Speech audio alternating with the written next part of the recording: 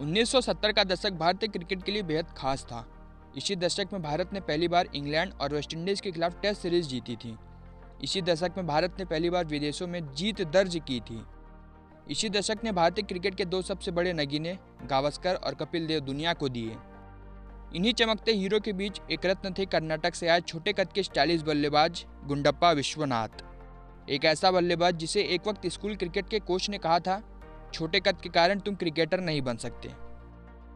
गुंडप्पा विश्वनाथ ने अपने भाई जगन्नाथ और अपने पड़ोसी एस कृष्णा को देखकर क्रिकेट खेल को चुना। ये दोनों क्लब क्रिकेट के अच्छे खिलाड़ी थे और गुंडप्पा विश्वनाथ के खेल को आगे बढ़ाने में बहुत बड़ी भूमिका निभाई। उनके भाई ऑस्ट्रेलिया क्रिकेट टीम के बहुत बड़े प्रशंसक थे और टेस्ट कमेंट्री सुनने के लिए उन्हें भी अपने साथ जल्दी जगा देते थे। और जब गुंडप्पा विश्वनाथ ने क्रिकेट खेलना शुरू किया तो वो खुद महान ऑस्ट्रेलियाई बाएं हाथ के बल्लेबाज नील हर्वे को अपना आदर्श मानते थे। अपने बढ़ते उम्र के दौरान विश्वनाथ को अपने छोटे कद और नाजुक शरीर के कारण कई समस्याओं का सामना करना पड़ा। खास बात यह है कि कर्नाटक जूनियर टीम के एक चयनकर्ता ने यहाँ तक कहा था कि गुंडप्पा विश्वनाथ अंतर्राष्ट्रीय क्रिकेट खेलने के लिए बहुत छोटा था।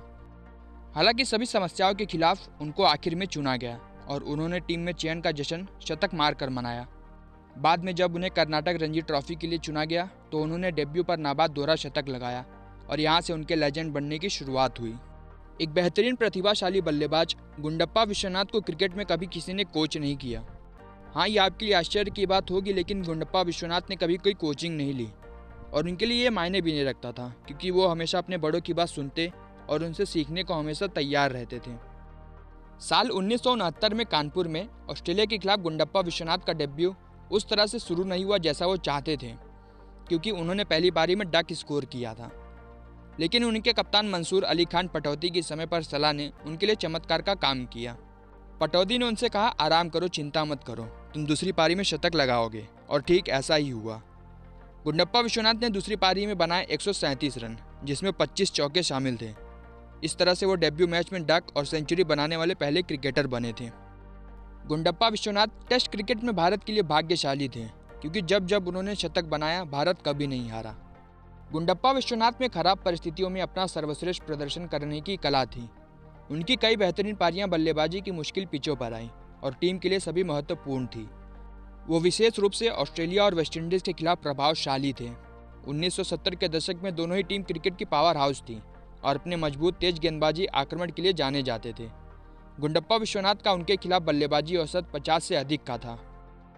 1976 में वेस्टइंडीज के खिलाफ भारत ने 403 रनों के विशाल लक्ष्य का सफलतापूर्वक पीछा करते हुए इतिहास रचा था, जो उस समय टेस्ट में सबसे बड़े लक्ष्य का पीछा करने का था।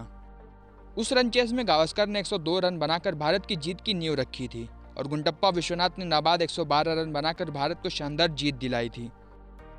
1970 के दशक में गुंडप्पा विश्वनाथ और सुनील गावस्कर दोनों भारतीय बल्लेबाजी के मुख्य आधार थे और दोनों में ही बहुत कुछ समानताएं भी थी।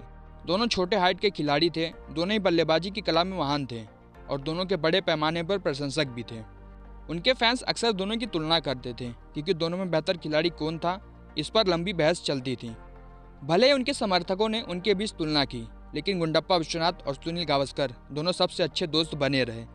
दोस्ती से और आगे जाकर गुंडप्पा विश्वनाथ ने गावस्कर की बहन कविता से शादी की और इस तरह वो एक परिवार बन गए।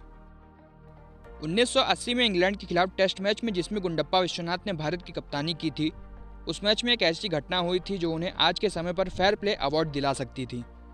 मैच के दौरान कप्तान होने के नाते गुंडप्पा विश्वनाथ ने इंग्लैंड के बल्लेबाज बॉब टेलर को क्रीज पर वापस बुलाया था, जब उन्हें लगा कि अंपायर ने गलत फैसला दिया है। उनके लिए खेल भावना हमेशा सबसे पहला रहा। गुंडप्पा विश्वनाथ को बेंच पर बैठे युवाओं को मौका देने के लिए प्लेइंग 11 में अपना स्थान छोड़ने के लिए भी जाना जाता था। 1983 में क्रिकेट से संन्यास लेने के बाद भी गुंडप्पा विश्वनाथ क्रिकेट से जुड़े रहे। उन्होंने 1999 से 2004 तक आईसीसी के मैच रेफरी के रूप में काम किया।